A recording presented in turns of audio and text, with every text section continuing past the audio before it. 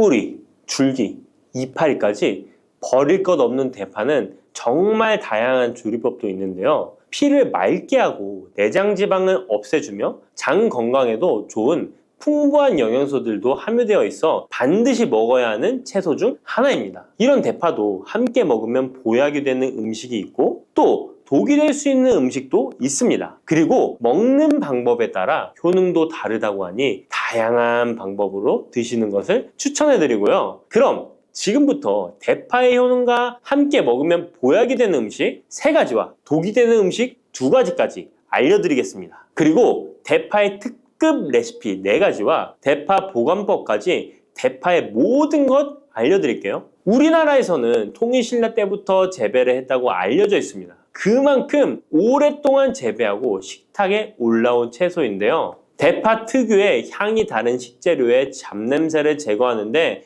탁월한 효과가 있어서 생선이나 고기류의 냄새를 제거하는 향신료로도 많이 사용되고 있죠. 뿐만 아니라 물에 넣고 끓이게 되면 감칠맛이 좋아져서 다양한 육수와 채소를 만드는 데에도 빠지지 않고 들어가는 재료이기도 합니다. 이런 대파의 첫 번째 효능이 바로 내장 지방을 싹 빼준다는 것입니다. 대파에는 특유의 향과 알싸한 매운맛을 나게 하는 성분이 있는데요. 이 성분이 바로 황화알릴이라는 성분입니다. 이 황화알릴은 대파에 열을 가해 굽게 되면 프로필메르캅탄이라는 성분과 아조엔이라는 성분으로 변하게 되는데요. 대파를 구울 때 매운맛을 내는 성분은 휘발이 되어 없어지고 단맛이 나는 성분이 생성되는데 그 성분이 바로 프로밀메르캅탄입니다. 이 프로밀메르캅탄의 단맛 강도가 설탕 단맛의 강도보다 무려 50배나 강해서 대파의 단맛이 좋아지는 건데요. 정말 놀랍지 않나요? 근데 단맛 하면 당뇨가 있는 분들은 혈당이 많이 오를까봐 걱정되시잖아요. 이 성분은 설탕과는 달리 혈당을 오르게 하지 않아서 당뇨가 있는 분들도 전혀 부담 없이 드실 수 있는 단맛입니다. 또 열을 가하면 아조엔이라는 성분이 만들어진다고 했잖아요.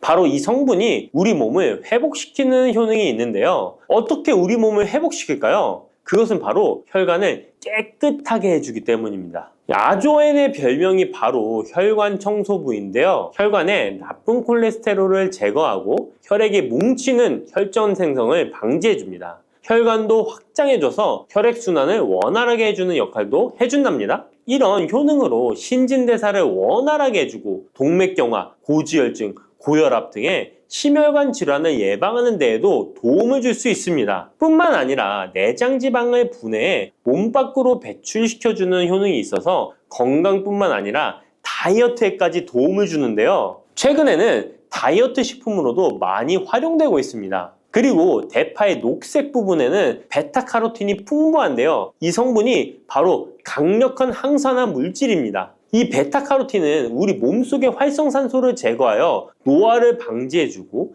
피부의 탄력을 유지하여 주름을 예방하는 효과도 탁월하여 피부 미용에도 좋은 영양소입니다. 그리고 면역세포의 기능을 강화해주어 감기나 독감 등의 질병을 예방하고 알레르기 반응을 억제해주는 효과도 있습니다. 또한 베타카로틴은 눈의 피로도 해소해주는데요. 시력을 보호하고 야맹증과 안구건조증을 예방하는 데에도 도움을 줄 수 있습니다. 대파의 베타카로틴은 구울 때 2.5배나 증가한다고 하는데요. 이런 대파의 효능을 극대화해 먹을 수 있는 방법이 있습니다. 대파의 특급 레시피 소개해드리겠습니다. 우선 대파를 깨끗하게 씻어주시고요. 5cm 정도로 잘라주십니다. 대파를 반으로 갈라주셔도 되고 그냥 사용하셔도 됩니다. 기름을 두르지 않은 팬에다가 대파를 올려서 구워주시는데 앞뒤로 골고루 약간 탄 것 같이 잘 구워줍니다. 이제 장을 만들어 줄 건데요. 물을 2컵 넣어주시고요. 간장을 반컵 넣어줍니다.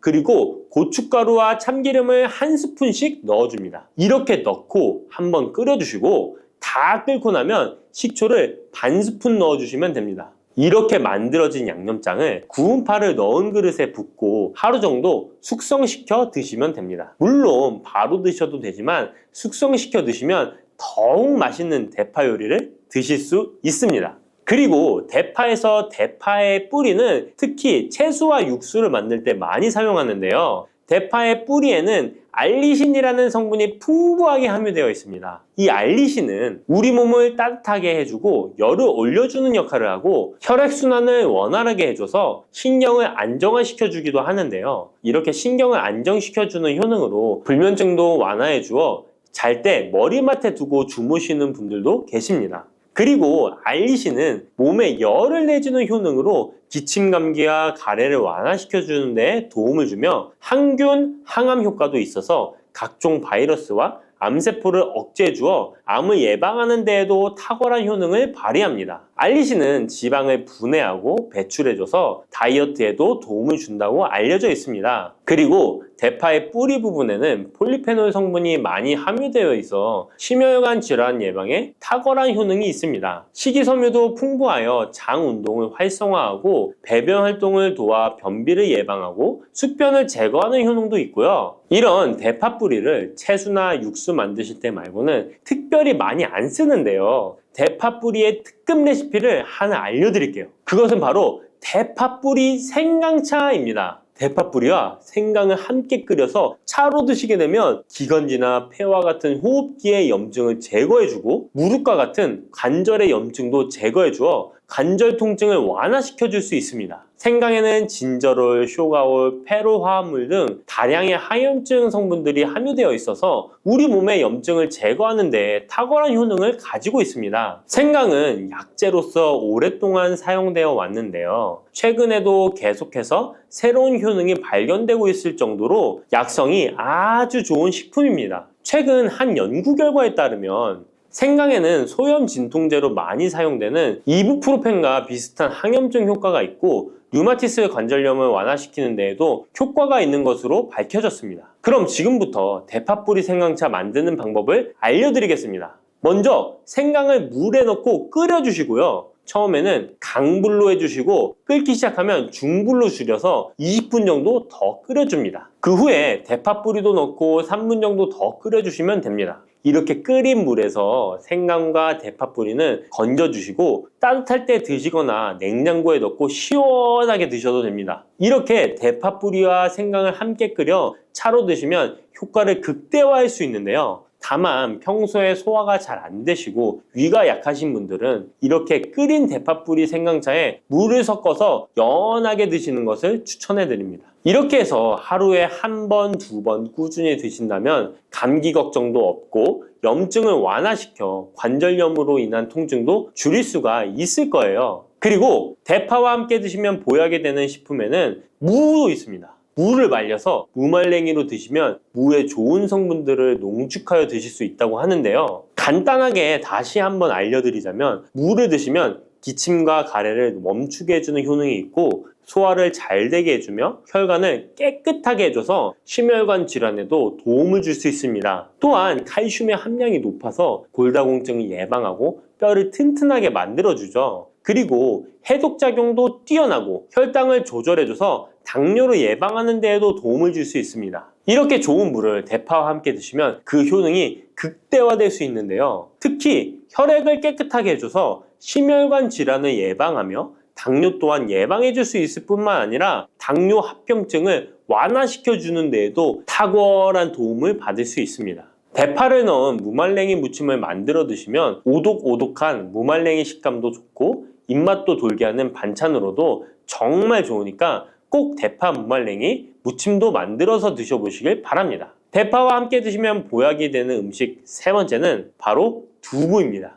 이 대파와 두부가 만나면 우리 몸에 에너지를 공급하여 활력이 넘치도록 도와줍니다. 그 이유는 바로 대파의 알리신 성분과 두부의 비타민 B1이 만나면 알리티아민으로 전환이 되는데요. 이 알리티아민이 비타민의 체내 흡수율을 높여주고 신진대사를 촉진해서 우리 몸의 피로를 회복하고 에너지를 불어넣어 주기 때문입니다. 그럼 여기서 대파 두부 조림 맛있게 만들어 드시는 특급 레시피 알려드릴게요. 먼저 잘 씻은 대파를 어슷썰기로 썰어 주시고요. 두부는 정사각형으로 깍둑 썰기를 해줍니다. 먼저 두부를 기름을 두른 팬에 구워주시고요. 노릇노릇해지면 썰어놓은 대파를 넣어줍니다. 간장을 2스푼 넣어주시고요. 고소한 참깨도 뿌려서 잘 익혀주시면 대파 두부조림 완성입니다. 정말 맛있겠죠? 이렇게 만든 대파 두부 조림을 드시고 활력 넘치는 하루를 보내실 수 있을 거예요. 대파와 함께 드시면 보약이 되는 음식 네 번째 알려드릴게요.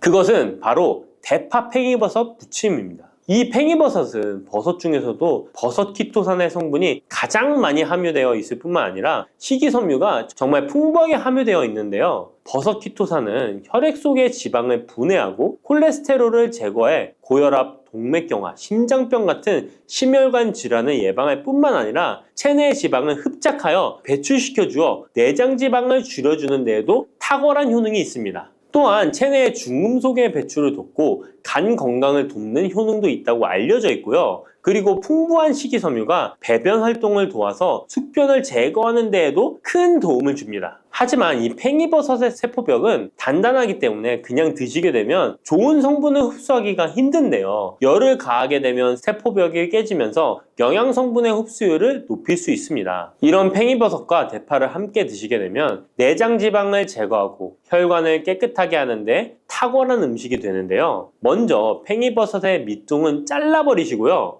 팽이버섯을 적당한 크기로 잘 썰어줍니다. 그리고 흐르는 물에 잘 씻어줍니다. 그리고 대파는 어슷썰기로 잘게 썰어주시고요. 적당한 용기에 계란을 풀어주세요.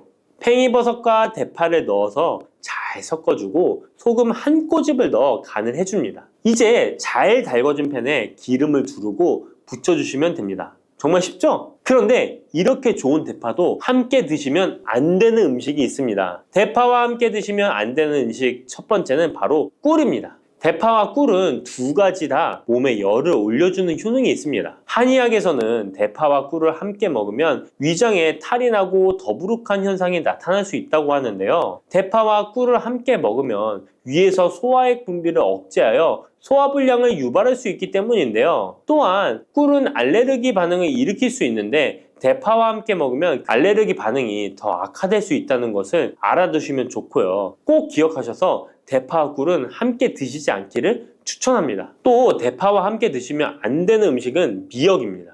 미역과 대파 둘 다 알긴산이라는 성분이 있는데 이 알긴산은 미끌거리는 식감이 있습니다. 함께 드시게 되면 식감이 안 좋은 이유도 있지만 식감보다도 더 중요한 이유가 있습니다. 왜냐하면 파에는 인과 유황 성분이 있기 때문인데요. 미역과 파를 함께 드시게 되면 파의 인과 유황 성분이 미역에 함유된 칼슘의 흡수를 방해하게 됩니다. 미역에는 칼슘 함량이 높아서 골다공증 예방에 좋은 효능이 있는데 이 효과를 떨어뜨리게 되는 것이고요. 미역국을 끓일 때 대파로 채수를 내어 시원한 미역국을 끓여 드시는 분들이 계신데 절대 미역국을 끓일 때 대파는 사용하지 않으셔야 합니다. 자, 다음으로는 대파 보관하는 법을 알려드릴게요. 대파를 한 단 사면 양이 많아 한 번에 드시지 못하는 경우가 많은데요. 대파를 보관하실 때는 씻지 않고 흙이 묻은 채 보관하는 것이 좋지만 사용하기 불편하기 때문에 씻어서 보관하는 방법 알려드릴게요.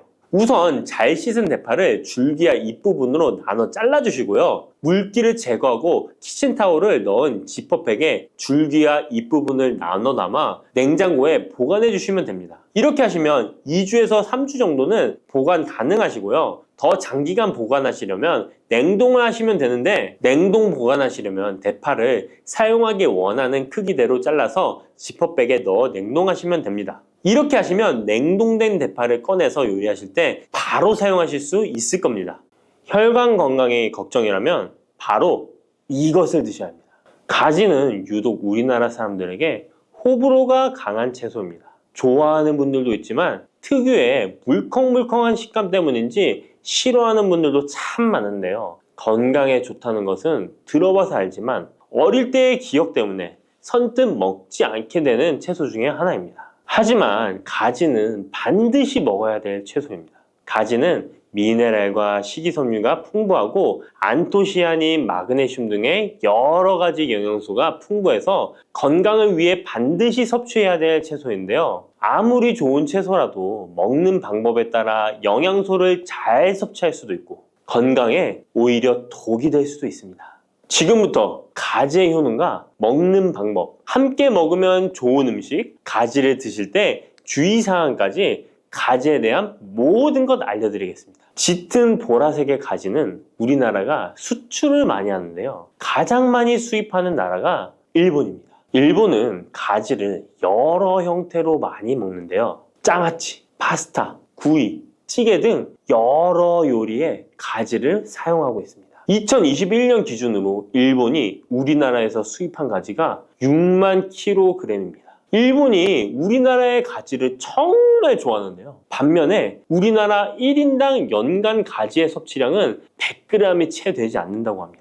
정말 안타까운 일인데요. 우리도 가지의 효능을 제대로 알고 섭취하면 건강 식생활에 도움이 되었으면 좋겠습니다. 우리도 가지의 효능을 제대로 알고 섭취하여 건강한 식생활에 도움이 되었으면 좋겠습니다. 첫 번째, 가지의 효능은 심혈관 질환을 예방하는 데 도움을 준다는 것입니다. 나이가 들수록 심혈관 질환으로 병원을 많이 가게 되는데요. 가지에는 칼륨이 풍부하여 심박수를 안정적으로 유지하는 데 도움을 주고 나트륨의 배출을 도와줘 혈압을 낮추는 데에도 효과가 있습니다. 가지에 풍부하게 함유된 폴라보노이드 성분은 나쁜 콜레스테롤인 LDL 수치를 낮추고 좋은 콜레스테롤인 HDL 수치를 높여주는 효능이 있습니다. 이런 효능들은 심혈관 질환을 예방하는 데 아주 중요한 것으로 많이 알려져 있습니다. 평소에 가지를 주기적으로 섭취하시면 심혈관 질환으로 병원에 갈 일을 조금 줄일 수 있겠죠. 두 번째, 가지의 효능은 염증을 억제하고 가라앉히는 데 도움이 된다는 것입니다. 옛날에는 민간요법으로 사마귀를 제거할 때 가지를 사용했을 정도로 염증 제거에 효능이 좋은데요. 특히 점막에 있는 염증에 효과가 좋은 것으로 알려져 있습니다. 우리 몸에 점막이라 하면 대표적으로 입안, 잇몸, 식도 등이 되겠고요. 위장, 대장 등 소화기관은 거의 모두 점막으로 되어 있습니다. 입으로 음식이 들어가서 항문으로 배출되기까지의 모든 곳이 점막인 건데요. 면역력이 떨어지거나 스트레스, 특정 음식으로 인한 지속적인 자극은 이런 점막에 염증을 일으키게 되는데요. 이런 염증을 억제하는 데 가지가 도움이 된다는 것이죠. 세 번째, 가지의 효능은 혈당을 조절하는 데 도움을 주는 것입니다. 가지의 풍부한 식이섬유는 우리가 섭취한 탄수화물과 지방의 흡수와 소화를 늦춰주는 역할을 하게 됩니다. 이런 작용으로 혈당을 낮추는 데 많은 도움을 줄 수 있는데요. 식이섬유는 당을 흡착하여 몸에 흡수되는 속도를 느려지게 해서 혈당이 급격히 올라갔다 급격히 떨어지는 혈당 스파이크 현상을 예방할 수 있고 저혈당도 방지하며 이런 효능으로 혈당을 일정하게 유지하는 데 도움을 줄 수 있습니다. 또한 가지의 풍부한 폴리페놀 성분과 천연 식물 화합물은 설탕의 흡수를 감소시켜주고 인슐린 분비를 증가시켜주어 혈당을 낮추는 데 도움을 주게 됩니다. 네 번째, 가지의 효능은 노화를 예방하는 데 도움을 준다는 것입니다. 가지의 짙은 보라색은 나수닌이라고 하는 강력한 항산화 성분인데요. 우리 몸에 정말 중요한 역할을 해주는데 바로 세포와 혈관이 노화되는 것을 방지해주는 것입니다. 산화 스트레스로부터 혈관을 보호해주며 추가적으로 과도한 철분이 혈관에 쌓이는 것을 막아주는 효과가 있습니다. 철이 공기에 만나면 산화되어 빨갛게 부식되는 것과 마찬가지로 우리 몸에도 철분이 필요 이상 쌓이게 되면 세포와 혈관을 산화시킬 수 있는 것입니다. 철분이 우리 몸에 꼭 필요한 성분이지만 과도하게 쌓이게 되면 노화를 촉진하는 부작용이 있는 것이죠. 철분이 많이 들어있는 음식은 바로 붉은색 고기입니다. 따라서 평소에 고기를 좋아하고 자주 드시는 분이라면 가지와 함께 드시는 것이 정말 좋겠습니다. 다섯 번째 가지의 효능은 감염을 예방한다는 것입니다. 면역력이 떨어질 때 세균이 우리 몸에 들어오면 감염에 걸리기 쉬운데요. 가지에 풍부하게 함유된 클로로겐산과 폴리페놀 성분들은 세균과 바이러스를 제거하는 효과가 있어 감염 예방에 큰 도움이 됩니다. 이러한 효능은 가지의 껍질과 꼭지 부분에 특히 좋은 효능을 나타내는데요. 가지 꼭지는 보통 요리할 때 버리잖아요. 이제부터 가지 꼭지 버리지 마세요. 말려서 끓인 물로 가글을 하시면 천연 구강세정제 역할을 한다고 합니다. 꼭지에는 스코폴레틴이 풍부하게 함유되어 있는데 이 성분은 파이토케미컬의 일종으로 나쁜 균을 억제 억제하는 데 탁월한 효능을 발휘합니다. 이런 효능으로 감염뿐 아니라 염증을 억제하는 데도 도움을 줍니다. 우리 입 속에는 각종 세균이 셀 수 없을 정도로 많은데요. 이런 세균들은 충치, 치주염, 구내염 등을 발생시키는 주범이 됩니다. 나이가 들면서 치아나 잇몸의 건강이 좋지 않아 소금물로 가글을 하시는 분들도 있는데요. 소금은 삼투압 작용으로 잇몸의 붓기를 빼고 약간의 살균 작용을 하기도 하지만 염증 자체를 없애지는 못합니다. 그래서 가글을 하시려면 가지를 이용하시면 좋은데요. 말린 가지 꼭지를 15분에서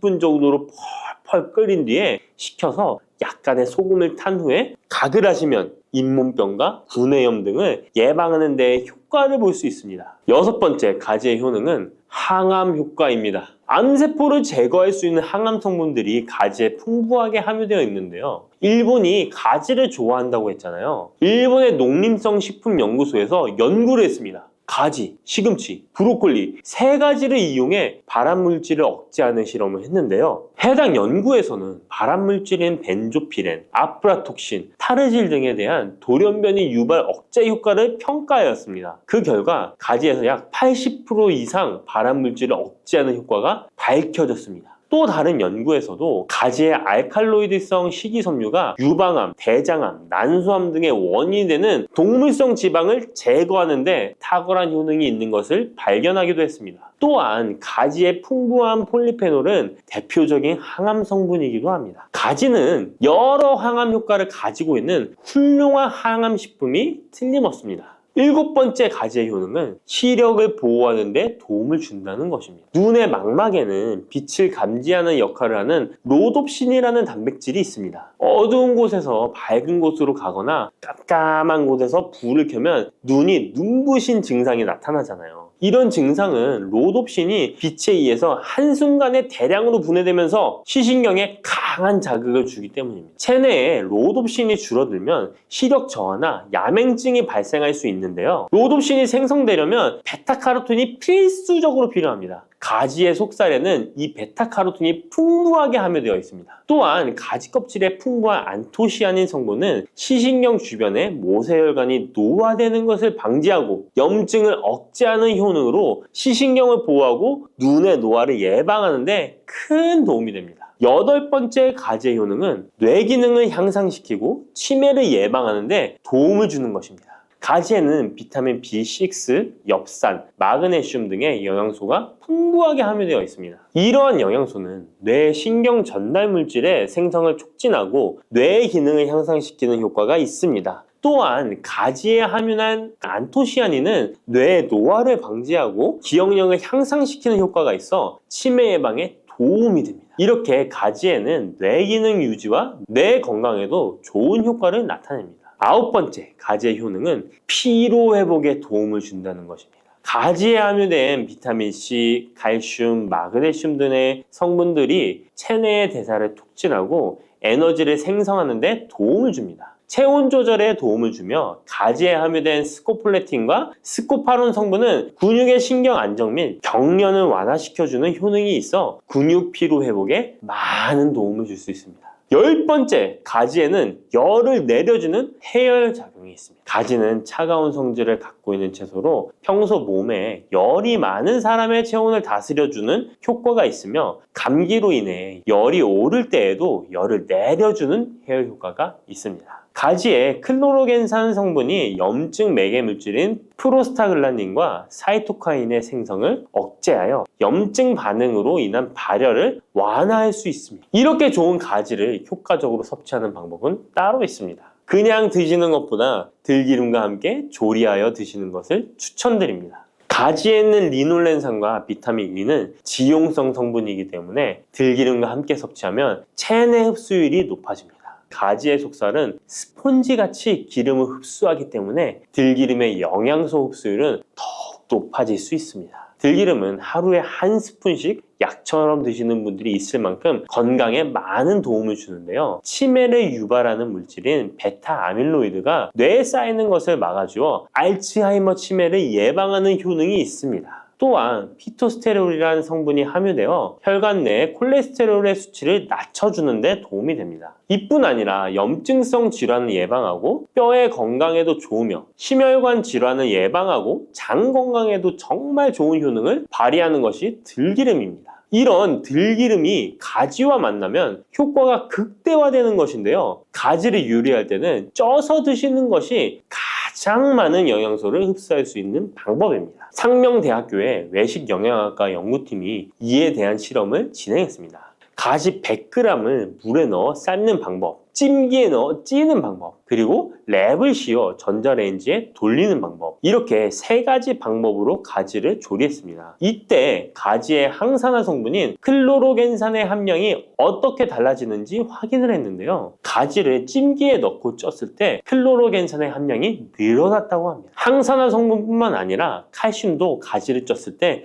가장 많은 함량이 나왔다고 하는데요. 그런데 항상 쪄서만 드실 수는 없잖아요. 삶아서 드신다면 가지 삶은 물은 절대 버리지 말고 함께 드시길 바랍니다.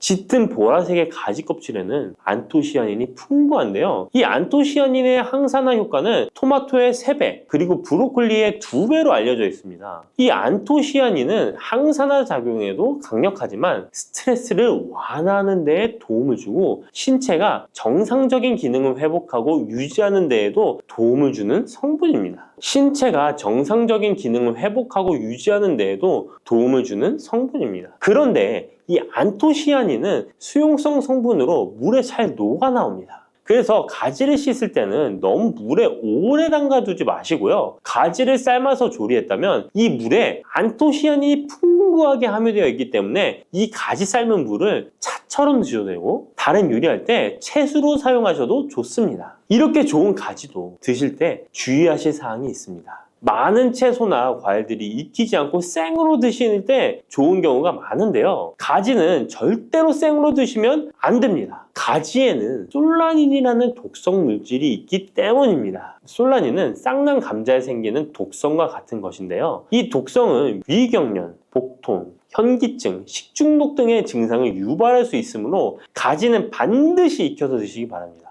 그리고 가지 알레르기가 있는 분들도 섭취에 주의하셔야 합니다. 가지를 먹기나 만지기만 해도 입 주변이나 피부가 가렵고 두통 또는 복통이 생긴다면 가지 알레르기가 있을 가능성이 높으니 가지 섭취 시에 주의하시기 바랍니다. 가지 알레르기가 아니더라도 아토피나 다른 알레르기 때문에 항히스타민제를 복용하고 있는 분들도 가지 섭취를 주의하시면 좋겠습니다. 마지막으로 가지는 찬 성질의 음식이기 때문에 체질 자체가 냉하여 몸에 냉증이 있는 분들은 가지를 다량 섭취하실 경우 위장에서 탈이 날 수 있으므로 섭취 시 주의하시기 바랍니다. 마늘이 몸에 좋다는 사실은 너무도 잘 알고 계시죠?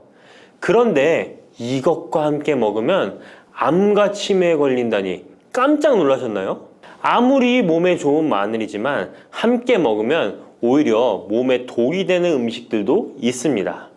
그리고 마늘은 생마늘, 구운 마늘, 찐 마늘, 절인 마늘, 흑마늘 등 먹는 방법이 다양하잖아요. 이렇게 먹는 방법에 따라서도 우리 몸에 주는 효능이 다르답니다. 여기서 잠깐! 마늘 껍질은 대부분 먹지 않고 버리시잖아요.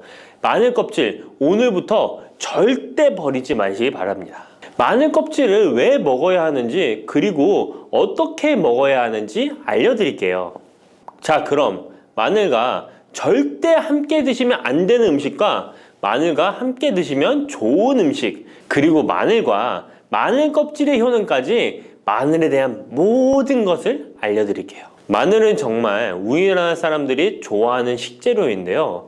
한국농촌경제연구원이 발표한 자료에 의하면 우리나라 1인당 1년 동안 마늘 소비량이 7kg인데요. 놀라지 마세요. 세계 평균이 0.8kg이랍니다. 우리나라 사람들이 마늘을 정말 많이 먹고 있죠. 마늘을 많이 먹는다는 것, 그만큼 건강한 식단을 먹고 있을 가능성이 높은 건 사실이지만 먹는 방법에 따라 오히려 독이 될 수도 있습니다. 여기서 마늘과 절대 함께 먹으면 안 되는 음식 첫 번째는 바로 빵입니다. 마늘빵 아시죠? 마늘이 발라져 있어 달콤 쌉싸름한 마늘 맛도 나고 향긋한 향도 좋아 즐겨 먹게 되는데요. 마늘이 있어서 몸에도 좋은 빵이라고 착각하고 즐겨 드실 수 있는데요. 마늘빵은 절대 드시면 안 됩니다. 왜냐하면 빵의 재료인 밀가루는 탄수화물이 주 성분인데요. 밀가루의 고탄수화물은 소화 과정에서 당으로 분해되고 혈당 지수를 급격히 올리게 되며 이때 인슐린의 분비가 과도하게 됩니다. 이런 현상이 반복되게 되면 체내의 인슐린 저항성이 높아지고 췌장을 망가뜨려 당뇨를 유발할 수 있는 것입니다. 그리고 이 당은 몸에 흡수되면서 지방으로 변하고 쉽게 살이 찌게 되어 비만을 야기할 수 있습니다. 밀가루 빵을 만들면 글루텐이라는 단백질이 생성되는데 이 글루텐은 소화불량, 복통, 변비 등 증상을 유발할 수 있습니다. 이뿐만 아니라 글루텐이 몸에 들어오면 장에서 에소루핀이라는 성분이 만들어지게 되는데 이 에소루핀은 중독성이 강해 밀가루 중독을 일으켜 빵 같은 밀가루를 과다 섭취하게 만든다는 것입니다. 마늘이 아무리 좋은 성분으로 항암작용, 항염증 작용을 한다고 해도 마늘빵으로 드신다면 아무 소용이 없는 것입니다. 그러면 마늘은 어떻게 먹어야 마늘의 효능을 극대화할 수 있을까요? 마늘은 생으로 드실 때도 물론 좋지만 익혀서 드실 때 더욱 좋습니다. 몸에 보약이 되는 마늘 먹는 법, 첫 번째는 마늘밥입니다. 국립농업과학원에 따르면 마늘의 S-알리시스테인 함량을 조리법에 따라 조사한 결과 생마늘일 때 S-알리시스테인 함량이 2.77mg 정도 되었고 삶기 시작한 후 30분이 지나면 4.92mg이 되었으며 1시간이 지났을 때 9.16mg으로 생마늘에 비해 무려 4배 이상이 많아진다고 했습니다. 뿐만 아니라 121도의 온도에서 1시간 동안 마늘을 쪘을 때 S-알리시스테인 함량이 50.24mg으로 생마늘보다 18배 정도 높았다고 연구 결과를 발표했습니다. 따라서 마늘을 드실 때는 1시간 이상 끓여서 드시는 것이 좋은데요. 이런 방법이 번거로워 추천드리는 방법이 바로 마늘밥입니다. 밥을 할 때 마늘을 넣는데요. 1인분에 마늘 3, 4알 정도씩 넣어서 밥을 하시면 됩니다. 현미가 있다면 현미를 넣은 마늘밥을 하시면 더욱 좋은데요. 현미 속에는 티아민이라는 성분이 있는데 마늘의 S-알리시스테인과 현미의 알리티아민 두 가지 성분을 모두 섭취하여 항암 효과뿐만 아니라 피로회복, 근육통 완화에도 좋은 밥이 되는 것입니다. 그럼 마늘밥을 하기 위해 마늘을 까고 나면 껍질은 어떻게 하셨나요? 버리셨나요? 오늘부터는 절대 버리지 말기 바랍니다. 마늘에 효능하면 첫 번째로 생각나는 것이 아마도 항암 효과일 거예요. 그런데 마늘 껍질을 통해 엄청난 항암 효과를 누릴 수 있는데요. 우리나라 연구진에서 연구한 결과 마늘 껍질을 70% 에탄올 용매로 반복 추출해서 만든 마늘 껍질 추출물이 암 예방 효과에 탁월한 효능이 있다고 발표되었습니다. 특히 유방암, 위암, 간암, 대장암, 폐암, 세포뿐 아니라 다양한 암세포에 대한 억제 효과가 있다고 했는데요. 그 중에서도 유방암 세포의 증식을 억제하는 데 효과가 가장 높았다고 합니다. 마늘 껍질의 두 번째 효능은 바로 심혈관을 튼튼하게 한다는 것입니다. 마늘 껍질은 마늘 알맹이보다 식이섬유가 4배, 폴리페놀이 7배나 많게 함유되어 있는데요. 식이섬유는 혈관 내에 나쁜 콜레스테롤을 흡착해 몸 밖으로 배출하는 데 도움을 주고 항산화 성분인 폴리페놀은 콜레스테롤이 산화되는 것을 막아 나쁜 콜레스테롤이 만들어지는 것을 방지하는 데 효능이 있는 아주 중요한 성분입니다. 마늘 껍질에 함유된 알리신 성분은 혈중 지지를 낮춰 콜레스테롤과 중성지방을 낮추는 데 효과적인 성분입니다. 이를 통해 동맥경화를 방지하는 데 도움을 주어 심혈관 질환을 예방하는 데 좋은 성분인 것입니다. 또 마늘 껍질을 말려 분말로 만들어 음식에 넣어 드시면 비만을 막아주는 효과를 볼 수 있는데요. 식이섬유가 풍부해 지방의 흡수를 막고 나쁜 지방을 배출하는 데에도 탁월한 효능이 있습니다. 뿐만 아니라 체내 지방의 대사를 촉진하여 지방 분해가 빠르게 일어나 체지방을 제거하는 데 아주 효과적입니다. 그리고 마늘 껍질 분말로 드시는 방법 말고 차로도 드시는 방법이 있는데요. 마늘차 우리는 법을 알려드릴게요. 마늘 껍질을 깨끗하게 씻어 말린 다음에 기름을 두르지 않은 팬에 마늘 껍질을 넣고 볶아주어 수분을 없애줍니다. 이렇게 하는 이유는 수분을 없애는 것도 있지만 마늘 껍질을 열을 가하게 되면 항산화 성분인 폴리페놀과 플라보노이드 성분이 증가하기 때문입니다. 이렇게 수분을 없앤 마늘 껍질을 냉동실에다 보관하셨다가 드실 때 끓는 물에 소주 반 컵을 넣고 물 1리터, 마늘 껍질 15g 정도 넣고 끓여주시면 됩니다. 이렇게 끓인 마늘 껍질차를 따뜻하게 드셔도 되고 냉장고에 넣어 시원하게 드셔도 괜찮습니다. 마늘이 몸에 좋다고 해서 꿀에 마늘을 재워 드시는 분 계시잖아요. 물론 꿀마늘이 몸에 좋은 분들도 계시지만 꿀과 마늘은 절대 함께 드시면 안 되는 음식입니다. 식품 비방이라는 문헌에 보면 꿀과 마늘은 함께 먹으면 안 된다라고 적혀 있는데요. 그 이유는 꿀과 마늘은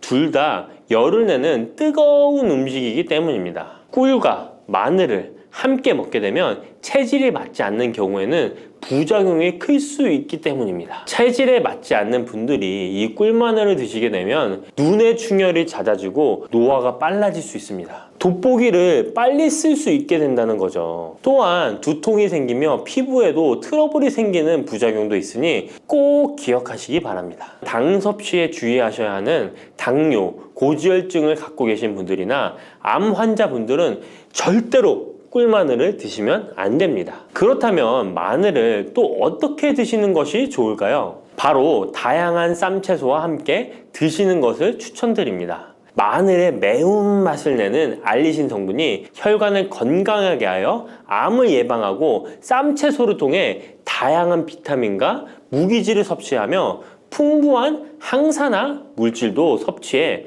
활성산소를 제거하고 혈관을 깨끗하게 해 노화를 방지하고 활력이 넘치는 건강한 몸이 될 수 있는 것이죠. 그런데 마늘을 반찬으로 만들어 드실 때 절대 드시면 안 되는 것이 있습니다. 그것은 바로 마늘장아찌입니다. 아니, 마늘장아찌가 왜? 라고 의문이 생기는 분들이 계시죠? 모든 마늘장아찌가 안 된다는 것이 아니라 설탕이 많이 들어간 마늘장아찌는 만들어 드시면 안 됩니다. 시중에 판매되는 마늘장아찌에는 설탕이 많이 들어가 있을 가능성이 높으니 절대 드시지 않기를 바랍니다. 몸에 좋은 마늘도 설탕과 함께 먹으면 오히려 독이 되는데요. 설탕이 많이 함유된 마늘장아찌를 드시게 되면 혈당이 급격하게 오르고 인슐린 저항성이 높아지며 혈액 속에 중성지방이 많아져 혈액을 끈적하게 만들게 됩니다. 또한 설탕을 많이 섭취하게 되면 뇌에서 기억력을 담당하는 해마의 크기를 줄어들게 해 기억력을 감퇴시키고 나아가 치매를 일으킬 수도 있습니다. 집에서 마늘장아찌를 담가 드실 때는 설탕을 넣지 말고 건강한 식재료만을 사용하시는 것이, 마늘을 건강하게 드실 수 있는 또 다른 방법은 흑마늘을 추천드립니다. 마늘에 열을 가하면 마늘색이 점점 짙어져 결국 까맣게 변하는 흑마늘이 되는데요. 그 이유는 마늘 속에 있는 당류와 단백질인 아미노산이 반응하여 갈색을 띠는 멜라노이딘 색소가 만들어지기 때문입니다. 이 반응을 마이야르 반응이라고 하죠. 고기를 구우면 빨간색의 고기가 점점 희어지다 갈색으로 변하는 반응과 같은 원리인 것입니다. 이렇게 흑마늘을 만들게 되면 생마늘보다 S알리스테인 성분이 5배가 많아질 뿐만 아니라 새로운 항산화 물질들이 많이 만들어지게 됩니다. 항암 효과가 뛰어난 폴리페놀이 생마늘에 비해 4배 이상 많아지고 유액 분비를 촉진해 소화를 잘 되게 하는 효능도 있으니 잊지 마시고 흑마늘을 만들어 주시기 바랍니다. 마늘은 또 요리할 때 많이 사용하는 재료인데요. 마늘을 얇게 썰어 기름에 튀긴 마늘 튀김을 절대 드시면 안 됩니다. 기름에 마늘을 튀기면 마늘 향도 좋고 마늘의 매운맛은 없어지고 단맛은 좋아져 남녀노소 좋아하는 식재료가 되는데요. 뜨거운 기름에 튀긴 마늘은 우리 몸에 좋은 항산화, 항암 물질들을 파괴하고 몸에 안 좋은 탄수화물만 남은 음식이 됩니다. 마늘을 튀길 때 사용하는 기름은 오메가6 지방산이 많은 식용유를 사용하게 되는데요. 이런 기름을 많이 먹게 되면 몸 안에 지방산 불균형이 일어나 염증 수치가 높아질 수 있습니다. 튀긴 마늘을 섭취하게 되면 당 독소 또한 높아져 결국 우리 몸에 인슐린 저항성이 높아지는 악영향을 주는 것이죠. 만약 기름에 튀긴 마늘을 드시고 싶다면 한 가지 방법이 있는데요. 그것은 올리브유를 사용하시고 불을 오래 가열하지 말고 살짝만 가열하여 마늘도 튀기듯이 오래 하지 말고 살짝만 익혀서 드시면 향도 좋고 몸에도 좋은 마늘을 드실 수 있습니다. 올리브유를 이용한 마늘을 드시는 방법 하나 더 알려드리겠습니다. 그것은 올리브유에 마늘을 재워 먹는 방법인데요. 먼저 마늘을 끓는 물에 넣어 5분 정도 데쳐주시고요. 소독된 병에 마늘을 담고 올리브유를 가득 담아줍니다. 이때 통후추를 조금 넣어주면 풍미를 더욱 높일 수 있습니다. 올리브유와 마늘이 만나 항산화 성분, 항암 물질이 극대화되어 혈관을 튼튼히 하고 혈전의 생성을 막고 혈류를 원활하게 하여 치매를 예방하고 심장마비와 뇌졸중까지 예방할 수 있는 보약이 되는 것입니다. 이렇게 만든 마늘 올리브유 절임은 반찬으로 드셔도 좋고 생선 요리를 할 때 이 마늘을 으깨어 생선에 발라주면 생선 비린내를 잡아줄 뿐만 아니라 마늘과 올리브유의 풍미가 더해져서 더욱 맛있는 요리가 될 수 있습니다. 이렇게 좋은 마늘도 드실 때 주의하셔야 할 분들이 계신데요. 마늘의 효능 중에 혈전을 제거하고 혈류를 원활하게 하는 효능이 있었잖아요. 이런 효능이 혈액을 묽게 만들기 때문인데요. 와파린, 아스피린 같은 혈전 용해제를 복용하시는 분들이 마늘을 많이 드시게 되면 상처가 났을 때 피가 잘 멈추지 않을 수 있으니 주의하시기 바랍니다. 평소 위염이나 위궤양이 있어서 위가 안 좋으신 분들은 마늘에 알리신 성분이 위 점막을 자극하여 증상이 악화될 수 있으니 주의하시기 바랍니다. 그리고 과민성 대장 증후군이 있는 분들도 마늘을 많이 드시게 되면 복통이 일어날 수 있으니 마늘은 조금만 드시길 바랍니다. 쑥 잘못 먹었다가 맹독 때문에 응급실로 실려갈 수 있어요. 얼마 전 시골 마을에서 쑥 때문에 한바탕 큰 소동이 있었는데요. 마을 사람 7명이 쑥을 먹고 응급실에 실려갔던 거예요. 도대체 왜 그들은 응급실에 실려간 걸까요? 봄이면 향긋한 향과 쌉싸름한 맛으로 많이 먹는 쑥이 사실 정말 잘 알고 드셔야 한다는 건데요. 잘못 알고 먹으면 이 마을 사람들처럼 응급실에 실려갈 수 있다는 거예요. 그럼 지금부터 쑥 드실 때 주의할 점, 그리고 쑥을 드시면 안 되는 분들, 쑥과 함께 드시면 안 되는 음식, 쑥의 효능, 쑥과 함께 드시면 보약이 되는 음식에는 어떤 것이 있는지 쑥 건강하게 먹는 방법까지 알려드릴게요. 우리나라에 자라는 쑥의 종류가 40종이 넘고 쑥과 비슷하게 생긴 독초도 있어 채취 시 주의해야 합니다. 먼저 오초라는 독초가 있는데 쑥과 비슷하여 해마다 오초를 섭취하고 병원에 실려오는 환자들이 있습니다. 이 오초는 조선시대에는 사약을 만들 때 사용할 정도로 맹독을 가지고 있습니다. 많이 자랐을 때는 쑥과 어느 정도 구분이 되지만 어린 잎인 새수는 쑥과 너무 비슷해서 이런 사고가 자주 발생하게 됩니다. 그리고 쑥은 아무 데서나 채취해서 드시면 안 되는데요. 그 이유는 바로 중금속 때문입니다. 도심이나 하천, 도로변에서 채취한 쑥에서는 기준치 이상의 발암물질인 중금속이 검출되고 있어 쑥을 채취할 때는 각별히 주의하시고 웬만하면 안전하게 재배하여 판매되는 쑥을 드시는 것을 권장합니다. 또한 쑥 자체에서도 독성이 있어 주의가 필요한데요. 소화기관이 약한 사람이 과하게 섭취할 경우 복통, 설사 등의 문제가 발생할 수 있습니다. 임산부가 쑥을 드시면 자궁수축을 유발하여 조산이나 유산의 위험을 증가시킬 수 있습니다. 쑥의 독성은 봄에 채취할 때보다 여름에 채취한 싹에서 강하게 나타나게 됩니다. 쑥의 독성으로 인해 알레르기를 일으킬 수 있는데 재채기, 콧물, 눈물이 나며 두드러기, 복통의 증상이 나타날 수 있으며 심하면 호흡곤란이 생길 수 있습니다. 평소에 복숭아, 사과, 해바라기 또는 국화와 식물로 인해 알레르기 반응을 일으키는 분들은 특별히 주의하셔야 합니다. 몸에 열이 많은 분들도 쑥을 함부로 드시면 안 됩니다. 쑥이 몸에 좋다고 하여 계피, 대추 또는 각종 야채를 넣어 차를 끓여 드시기도 하고 물 대신 드시거나 쑥즙을 내어 드시는 분들이 계신데요. 평소 몸에 열이 많은 분들은 절대 이렇게 드시면 안 됩니다. 한의학에서 생쑥은 따뜻하고 익힌 쑥은 뜨겁고 매운 성질을 가지고 있는 식물이라고 합니다. 몸에 열이 많은 분들이 쑥을 저렇게 드시면 몸에 지나치게 많은 열이 발생해 특히 가슴과 머리 쪽으로 올라가게 되는데 이 열로 인해 혈압이 올라가고 심장병의 원인이 될 수도 있습니다. 이런 쑥을 드실 때는 함께 먹는 음식도 중요한데요. 절대로 함께 드시면 안 되는 음식은 우유입니다. 요즘 쑥을 이용해 케이크도 만들고 음료로 쑥 라떼 같은 것도 인기가 높은데요. 쑥의 효능들이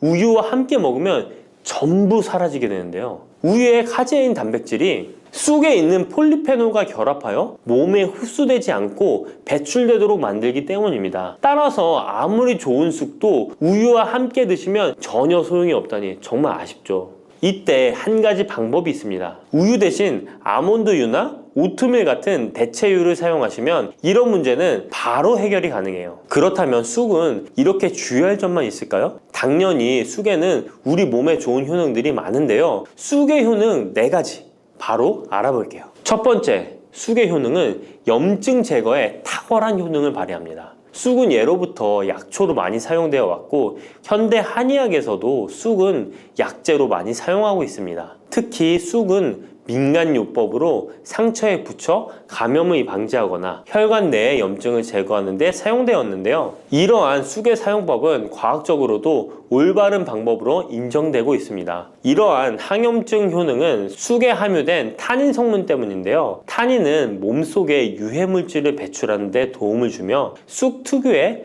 떫은 맛을 내는 역할도 하지만 항염, 항알러지 작용으로 아토피와 같은 알러지 체질을 개선하는 데 도움을 주기도 합니다. 그리고 혈액 정화 작용을 해주는 클로로필 성분이 풍부하여 혈관 내에 나쁜 콜레스테롤을 흡착하여 배출해 주어 혈액순환을 원활하게 해줍니다. 이뿐 아니라 클로로필은 혈액 내에 해로운 병균을 제거해주는 백혈구의 수를 늘려 염증을 억제하는 데 탁월한 효능을 발휘해 줍니다. 두 번째 쑥의 효능은 당뇨 개선에 탁월합니다. 쑥에는 이눌린이라는 수용성 식이섬유가 풍부한데요. 이 성분은 장에서 포도당의 흡수를 느리게 만들어 식후의 혈당이 급격히 오르는 것을 예방해 줍니다. 건강한 성인을 대상으로 한 최근의 한 연구에서는 이들이 쑥 추출물을 먹고 난 후에 식후 혈당이 눈에 띄게 낮아진 결과를 확인할 수 있었습니다. 그리고 클로로겐산이라는 성분이 많아 간에서는 포도당의 합성을 억제하고 근육에서는 포도당의 이용을 촉진해서 혈당 조절에 큰 역할을 해준답니다. 실제 연구에서도 클로로겐산은 공복 혈당과 당화혈색소가 크게 낮아지고 인슐린 감수성이 높아진 사실도 밝혀졌습니다. 그런데 이 두 가지 성분보다도 훨씬 더 중요한 것이 있는데요. 그것은 바로 시네올입니다. 시네올이 혈당 조절에 결정적인 역할을 하는데요. 췌장의 베타세포를 자극하여 인슐린 분비를 촉진시키며 말초 조직에서는 인슐린 감수성을 높이는 역할을 합니다. 시네올 말고도 쑥에는 이눌린, 클로로겐산, 폴리페놀 등 여러 생리활성 물질들이 복합적으로 작용해서 당뇨를 개선하는 효과를 나타내는 것이랍니다. 세 번째 쑥의 효능은 몸을 따뜻하게 해주는 역할입니다. 당뇨 개선에도 도움을 주는 시네올은 특유의 향을 내며 몸을 따뜻하게 해주는 효과가 있습니다. 시네올은 혈액순환을 촉진하고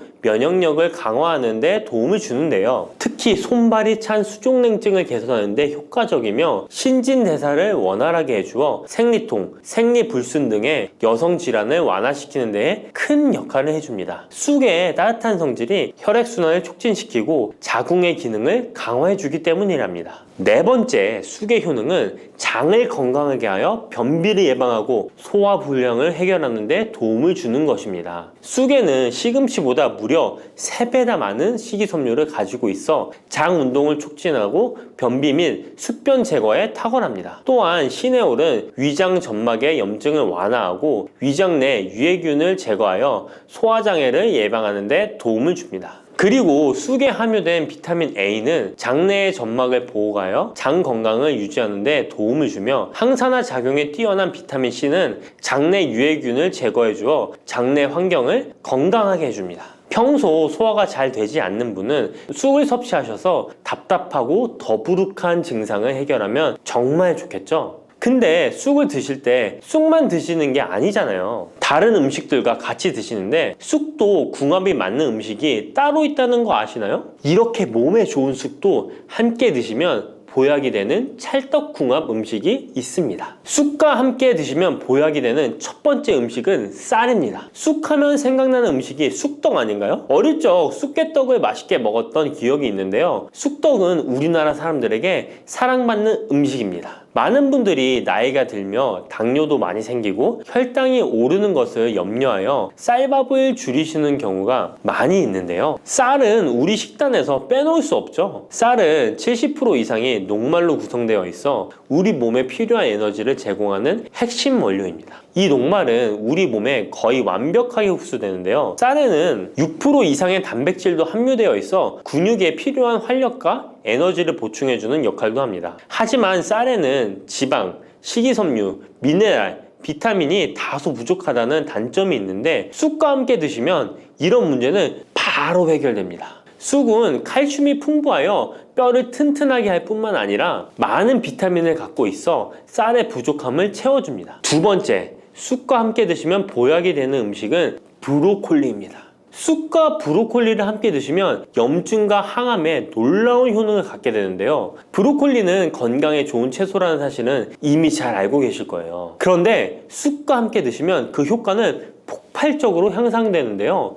우선 철분의 흡수율이 2배 이상 높아집니다. 특히 철분이 부족한 산모뿐만 아니라 모든 연령대의 여성들에게 좋은 식품이 됩니다. 그리고 서로의 무기질과 비타민의 구성이 좋아 염증 해소에 정말 대단한 시너지 효과를 발휘하게 되는데요. 혈액이 산성화되어 염증이 생기는 것을 원천 차단해주고 세균에 대한 저항력도 길러주어 최고의 항암식품이 된답니다. 쑥과 브로콜리의 식이섬유가 함께 작용하면 놀라운 효능을 발휘합니다. 쑥에는 아테미신산이라는 식이섬유가 풍부한데 이 성분이 간에서 중성지방의 제사를 원활하게 하는데 도움을 줍니다. 이렇게 되면 지방간도 해결되며 몸에 지방이 저장되는 것을 막아주어 다이어트와 붓기 제거, 특히 뱃살 제거에 탁월합니다. 세 번째, 쑥과 함께 드시면 보약이 되는 음식은 계란입니다. 쑥과 함께 계란을 드시면 나이가 들면 많이 생기는 신경통과 손발 저림 증상을 해결할 수 있습니다. 특별히 여성들에게 도움이 많이 되는데요. 쑥의 따뜻한 성질로 인해 혈액순환이 잘 되고 몸의 붓기와 독소를 제거해주는 효과가 좋아 신경통,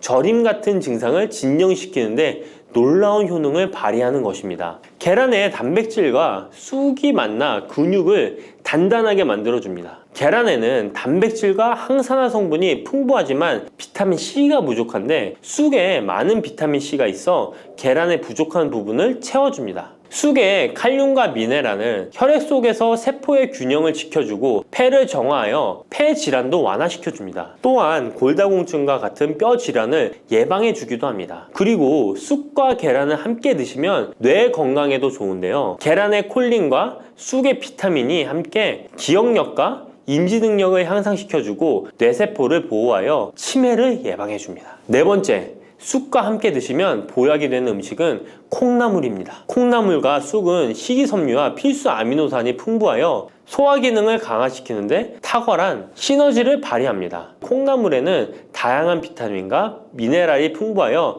자연적인 비타민 보충제 역할을 합니다. 콩나물에는 지방이 적지만 이를 쑥과 함께 섭취함으로써 체내의 염증을 줄이고 면역력 강화에 필요한 비타민 C와 비타민 E를 보충할 수 있습니다. 쑥과 콩나물을 함께 드시면 피부 건강에도 매우 유익합니다. 콩나물이 함유된 실리카와 쑥의 비타민이 함께 작용하여 피부 탄력과 보습을 개선할 뿐만 아니라 노화를 예방하니 정말 좋은 궁합인데요. 쑥과 함께 먹으면 좋은 음식은 이렇게 많은데요. 그렇다면 쑥은 어떻게 먹어야 건강하고 맛있게 먹을 수 있을까요? 쑥떡 같은 음식은 이미 잘 알고 계시죠? 쑥을 잘 세척하여 말린 다음에 가루로 만들어 두시면 여러 요리에 사용하기 편리하고 오랫동안 보관하기에도 좋아요. 요거트에 쑥가루를 섞어 드시면 혈당 관리와 더불어 장 건강에도 도움이 됩니다. 밥 지을 때 잡곡과 함께 쑥을 넣어도 좋고 쑥 부침개, 쑥 전병 등을 만들어 드셔도 맛과 향이 좋습니다. 계란물에 쑥가루를 넣어 계란말이를 해 드셔도 되고 계란찜이나 계란국에 쑥을 넣어 드셔도 됩니다. 계란찜이나 계란말이를 만들 때 브로콜리까지 넣어 드시면 건강에 더욱 좋은 음식이 된답니다.